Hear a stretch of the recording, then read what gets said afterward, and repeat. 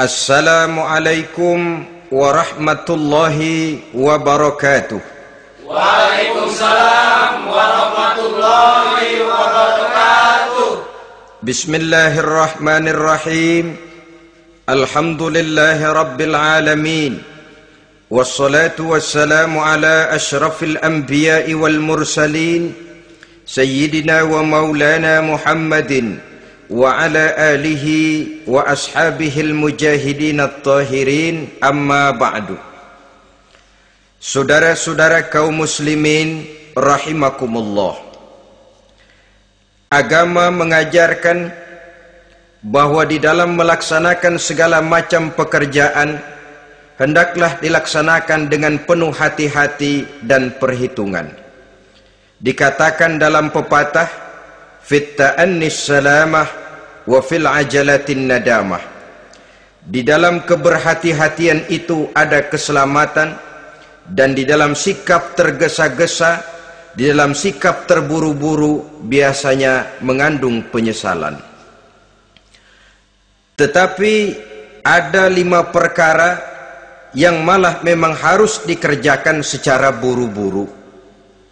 Apa yang 5 perkara itu?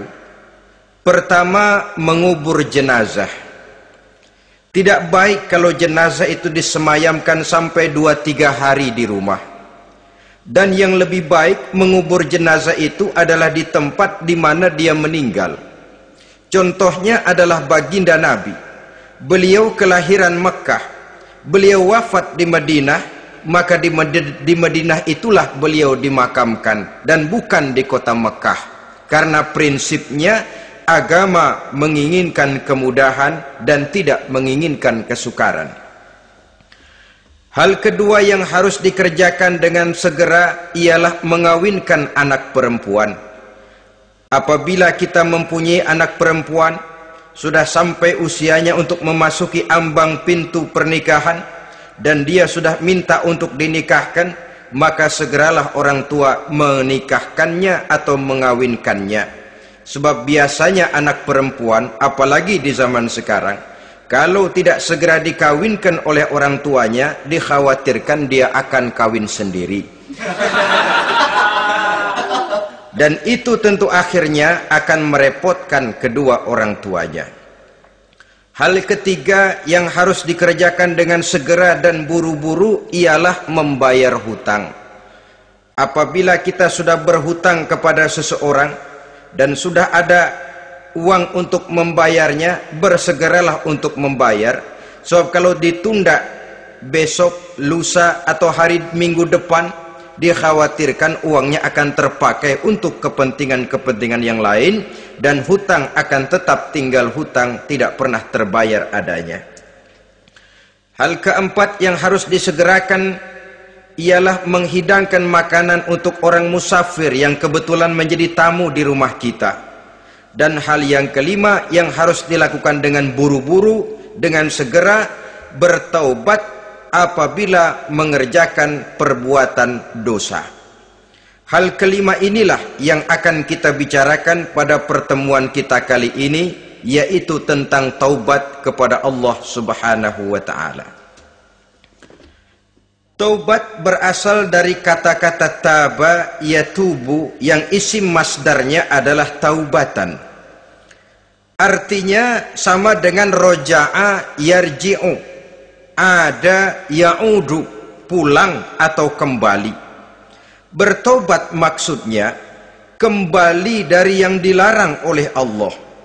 Kalau dalam perjalanan hidup ini kita suka menerjang larangan-larangan Allah, melaksanakan apa-apa yang dilarang olehnya, maka taubat artinya meninggalkan larangan-larangan itu dan kembali kepada apa yang diperintah oleh Allah Subhanahu wa ta'ala. Kenapa taubat ini harus disegerakan? Karena makhluk bernama manusia ini sulit melepaskan diri dari dosa dan salah.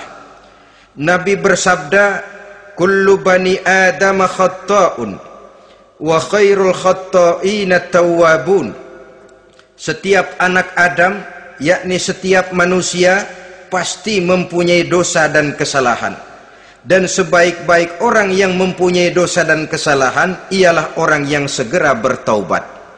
Dengan kata lain, orang yang baik sesungguhnya bukanlah orang yang tidak punya salah, karena tidak ada orangnya yang tidak punya salah.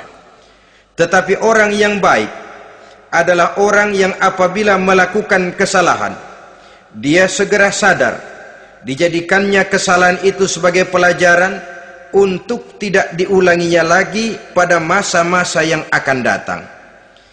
Inilah yang digambarkan oleh Allah Subhanahu wa taala dalam surah Ali Imran ayat 135.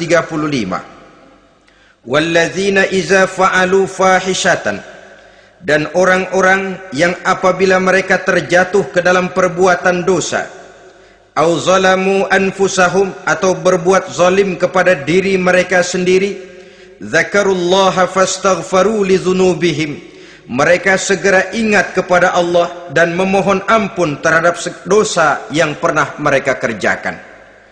Saudara-saudara kaum muslimin rahimakumullah, sejak awalnya iblis memang sudah memproklamirkan diri di hadapan Allah Subhanahu wa taala. Apa kata iblis?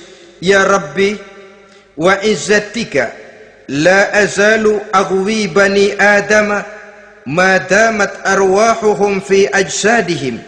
Ya Allah, demi kemuliaan-Mu saya bersumpah, kata iblis, saya akan selalu memperdayakan anak-anak Adam. Saya akan selalu menggoda manusia selama ruh mereka masih ada di dalam jasad mereka. Jadi selama ruh masih ada di dalam jasad, selama itulah iblis akan selalu berusaha menggelincirkan manusia untuk jatuh ke tempat salah dan ke tempat-tempat dosa. Tetapi kemudian Allah juga memberikan jaminan. Allah menjawab proklamasi iblis ini, wa izzati wa jalali ya mal'un la azalu aghfiru lahum mastaghfar